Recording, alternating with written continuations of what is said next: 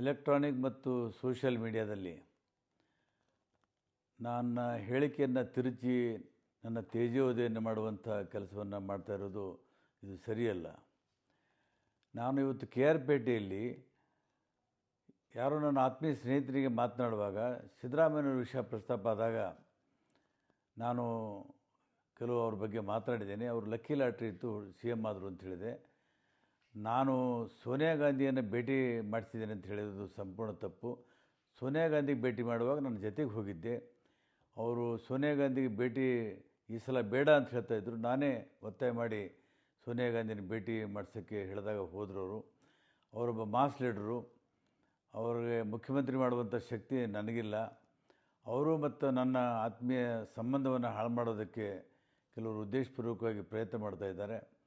ಏನು 9 ಜನ ಶಾಸಕರು ನಾವು JDS ಬಿಟ್ಟು ಅವರ ನಾಯಕತ್ವದಲ್ಲಿ ಕಾಂಗ್ರೆಸ್ ಸೇರಿದ್ದೀವಿ.